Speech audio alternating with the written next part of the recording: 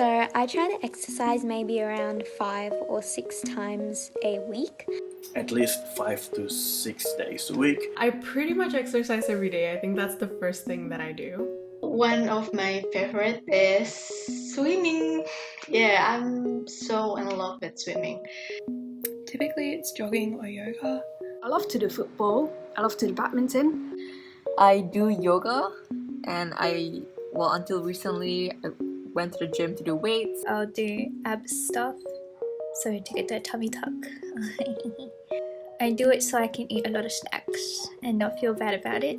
Endorphins feel good, and they serve as a release from daily pressures. Exercise has important role in our life for both physical health and mental health. It's just kind of my mood booster because it really helps me to take a deep breath.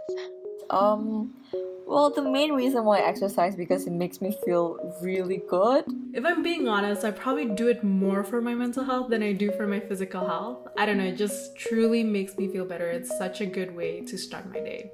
And I'm pretty sure that a lot of you feels the same way too. But what exactly is the benefits of exercise towards our mental health and overall mood? What's the science behind it? That's this episode of Seribu Tujuan Explains.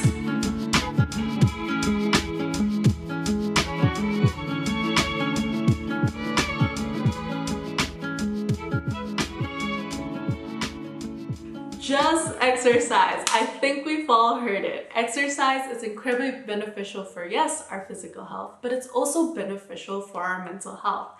Now, I do know that a lot of people, when we talk about depression, anxiety, and mental health struggles, they do get annoyed when we say just exercise. It's kind of up there with just pray or just stop thinking about it, as if it's that simple. It's not.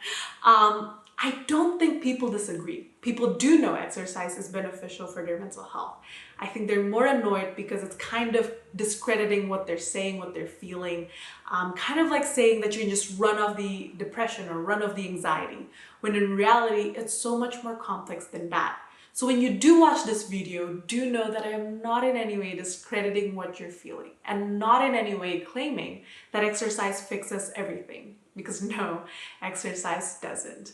In fact, exercise is just a part of how I maintain my mental health alongside so many other things. But with that being said, there's a reason to why exercise is heavily prescribed.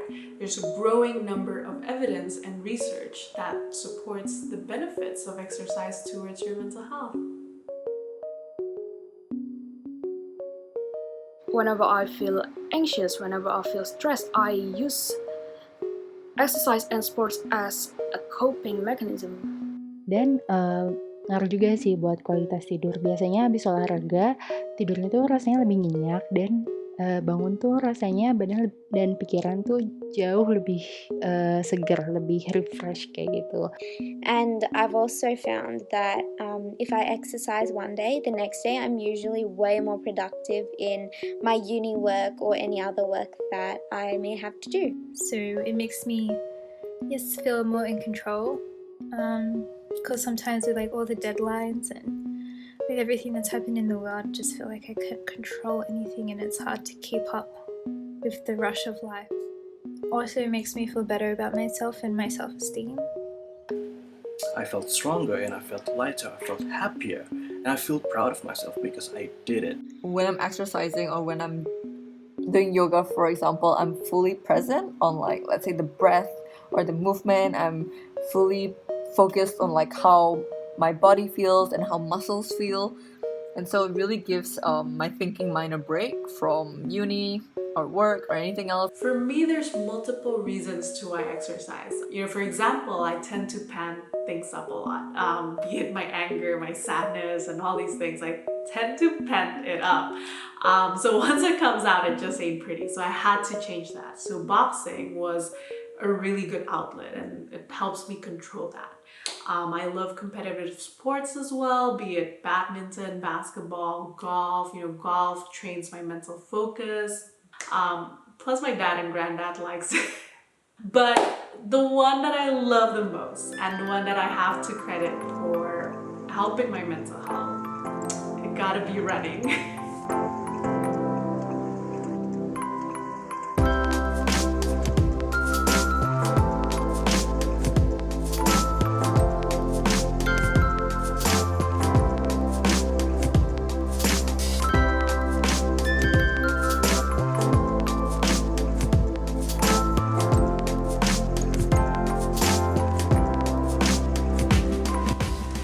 So if I'm being honest, I used to hate cardio and I used to hate runners. And I know I sound like every other runner and I can't even say this without laughing, but honestly, running has been life-changing. Jokes aside, running does honestly help me calibrate my mindset every morning, helps me reflect and remind myself of like the bigger picture. Basically like practicing mindfulness, to be honest. And it challenges me, it teaches me how to pace myself properly, how to push my limits, how to, gradually improve by training, to keep pushing, lessons like those you can learn from a lot of exercise and sports, and you can apply it to mental challenges you face from uni, work, or, life in general. So yeah, that's like the psychological benefits of exercise.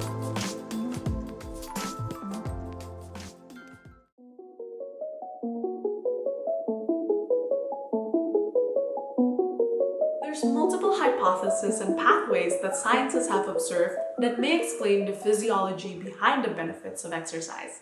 Now, a common one that a lot of people are aware of is the increase of endorphins. I mean, even in the intro, I think a lot of people mention endorphins. Now, endorphins is this hormone, this chemical that is produced by the body in response to pain and stress. It is associated with the feeling of pleasure. And that is why so many people feel great after an exercise. And, for you runners, you might be familiar with the term runner's high. But endorphins is not the only hormone that's produced when you exercise. When you exercise, it's been observed that there's an increase in dopamine storage and increase in dopamine receptors in your reward center. Now, dopamine is responsible for our motivation and attention and for the feeling of satisfaction. Now, aside from dopamine, it also activates serotonin and norepinephrine.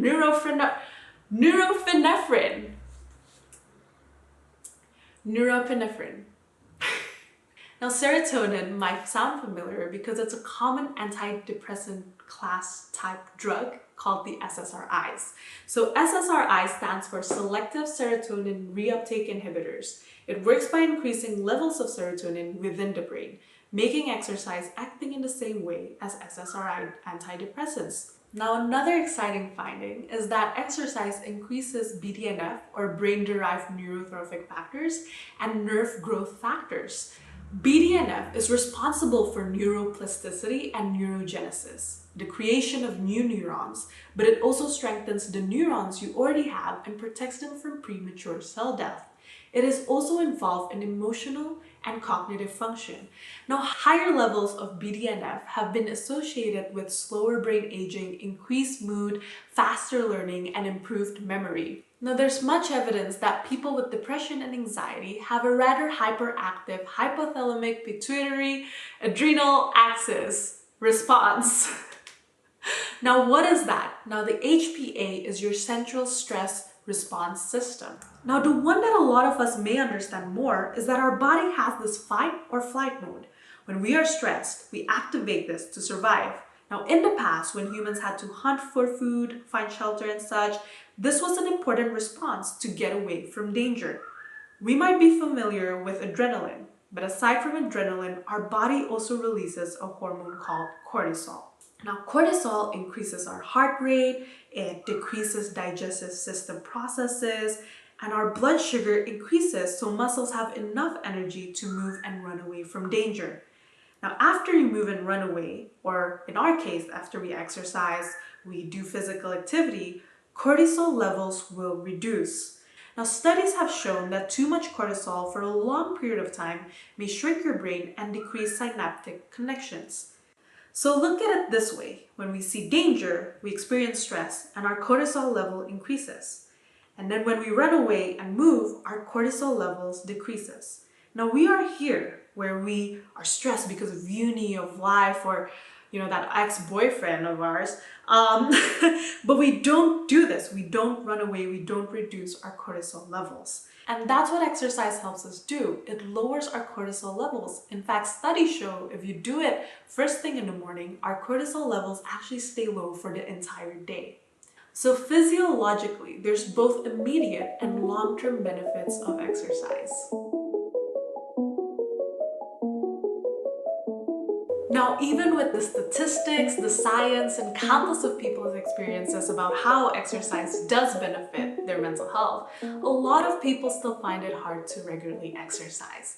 Now, one of the reasons why, it's because it's incredibly hard to build a new habit, especially a habit that you have to wake up and sweat and tire yourself out and sometimes run out of breath for. I mean, to be honest, it took me a while until it became an automatic thing. In fact, the study shows that to build a habit, it'll take at least 2 weeks, or 18 days to be exact. And it'll take around 2 months for that habit or that behavior to become automatic. So now the question is, how do you push through those 2 weeks where you have to force yourself to exercise? Well, there's many tips and ways to do so. The first one, you can start with choosing an exercise you actually like doing. I mean, I went through a number. You can start by setting goals and, managing and scheduling it into your daily routine. And you can also set a rewarding system for yourself. For example, you could run for the next 5 days and you can order pizza or something. Now, one tip that I can definitely get behind is that to go with friends, because you have someone to hold you accountable to actually show up and exercise. You can make it a social thing, chat with them during the whole exercise. And honestly, when you exercise with friends, it goes by so fast. And so, that's exactly what I did. I invited some of Seribu Tujuan's team members to exercise with me, regardless of where they are. Woo! Say hi, guys!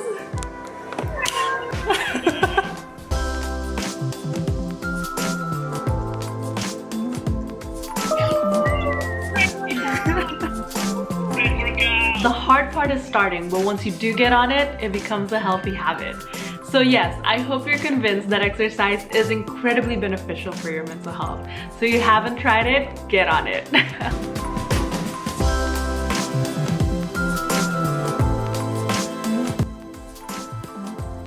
So before I do end this video, too much of a good thing or anything really can be bad. In this case, exercise addiction is a thing. Excessive exercise can do more detrimental effects towards your health than it does benefit it.